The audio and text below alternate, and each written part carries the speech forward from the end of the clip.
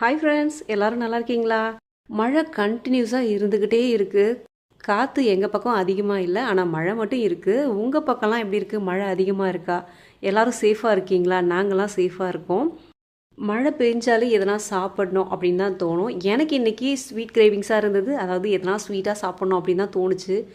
இந்த போரிங் பஜ்ஜியெல்லாம் விட்டுட்டு easy and ஹெல்த்தியாக ஒரு 5 மினிட்ஸில் ஈஸியாக ரெடி பண்ணிடலாம். உங்கள் வீட்டில் மரவள்ளி கிழங்கு இருந்ததுன்னா கண்டிப்பாக இந்த ஸ்வீட் ட்ரை பண்ணி பாருங்கள்.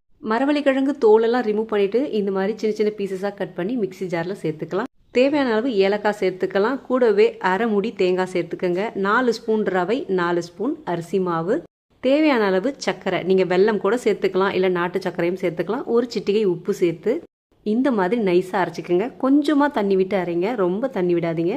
இந்த கன்சிஸ்டன்சியில் இருக்கணும். கேஸ் ஸ்டவ்வில் தவா சூடானதும் இதில் பட்டர் இல்லைனா நெய்யில் சுடுங்க. ரொம்ப டேஸ்ட்டாக இருக்கும். அப்போ தான் ரொம்ப பெருசாக ஊற்றாதீங்க. சின்ன சின்ன அப்பம் மாதிரி தான் நம்ம இது சுட்டி எடுக்கணும். ஒரு கரண்டி எடுத்து கொஞ்சம் திக்னஸாகவே ஊற்றி 2 பக்கமும் வேக விட்டு எடுத்திங்கன்னா சூப்பரான மரவள்ளி கிழங்கு அப்பம் ரெடி.